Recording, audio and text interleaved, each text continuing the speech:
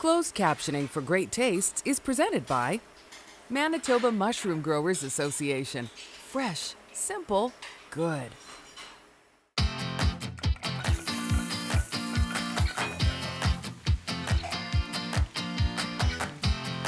Manitoba Liquor Mart presents Great Tastes of Manitoba. Great Tastes is brought to you by GreatTastesMB.ca. Local farms, local foods.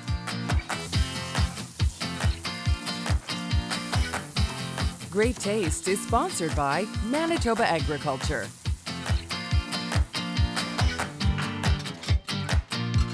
Welcome to Great Tastes of Manitoba. My name is Des Daniels, and we welcome tonight Manitoba mushroom growers. Of course, we have Heather Dybard here, and we also have Aaron Alblas, Manitoba Liquor Mart, and you're going to be doing beverage pairings for all of our dishes tonight. And I think the rumor is that it's going to be some red wine or some wine.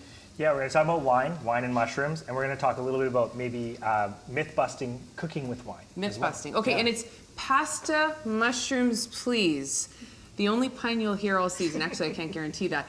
But Heather, what are we doing tonight? Okay, well, we've got some wonderful recipes using, of course, Manitoba local mushrooms. And the first recipe is a mindless mushroom pasta sauce. You had me at mindless. Yeah, and it's great. It makes a large amount. Use in any recipe that calls for pasta sauce. The second recipe is going to be a quick and easy carbonara, mushroom carbonara. And the third one is a mushroom and beef bolognese. Okay, perfect. So we're going to get you started here on, well, I guess it's mushrooms, right? Yes. All right.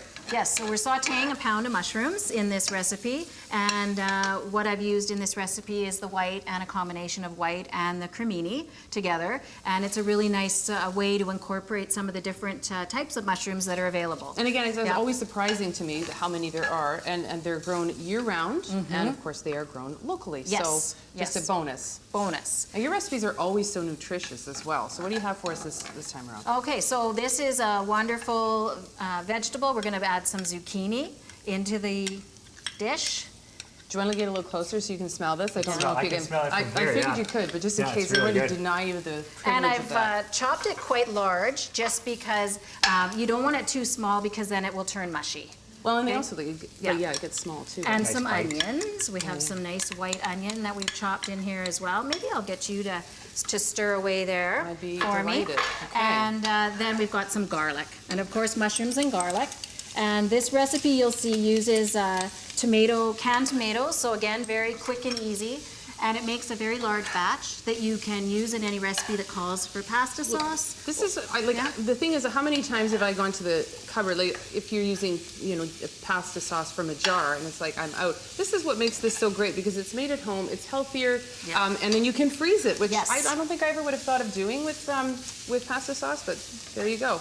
And we've got some basil, oregano, and sage as the seasonings that are added into this recipe. All right. And I talked about so you're just going to saute this for about 3 or 4 minutes. Yeah, you get the flavors going. You don't want to cook it too long because you don't want the zucchini and the mushrooms to get all soggy. Yeah. And then in go the tomato sauces. So we've got some paste, which again is very thick. So we're going to add some liquid soon, and you'll see what the liquid is to dilute that. What can happen, Aaron? What can happen? We also have a can of diced tomatoes. Okay, should I help you out with that? Yeah, There you go. Okay, got it. Okay. And of course, the thing about mushrooms, I guess, and zucchini is it just really absorbs so beautifully all of those lovely flavors in addition to contributing some. Yeah. Okay. And you can then combine it all in here and then put it into your pan, or you can put the mushrooms in there and then add the tomato sauce, whatever you feel. This actually blends it nicely as well.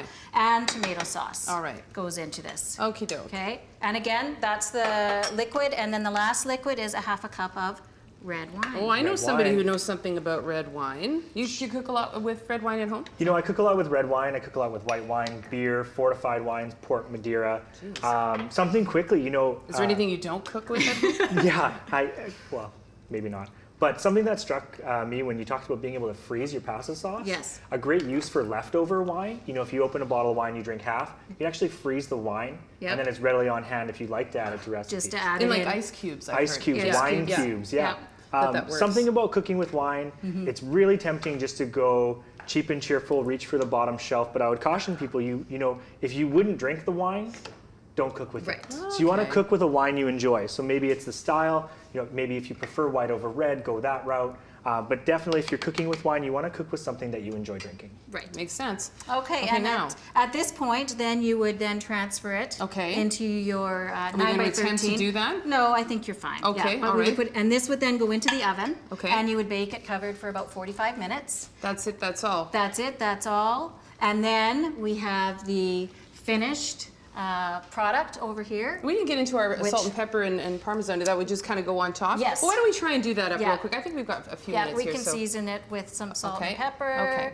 You can be healthy with it. Okay. You know, the tomato base can handle a lot of the seasoning. Okay. And then, yeah. Because you're not putting that on until it's in the pan, is that right? Yeah, or Okay. after even, yeah. Okay, here we It's- go. You okay? I think so. Yeah. Oh, look at that. There we be.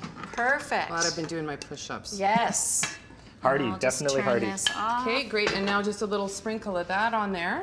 Yeah, we can top it with this a little bit, and then right into the oven for I know you at want to try that. 400. I do. I know you want to try that. Okay. Yeah, okay. 400 for about 45 minutes, and it will actually reduce down, it will thicken, the flavors will get really rich, and then you can top it again with some Parmesan cheese, Yeah. which I have a bit of freshly grated Parmesan cheese here, and it will melt just beautifully on the tomato sauce. And then, Aaron, would you like the With the wooden taste spoon, testing I would. spoon? I would. I'm Okay. going- Big spoon. That's, you know what I think? Actually, it going works for a good better bite. Yeah.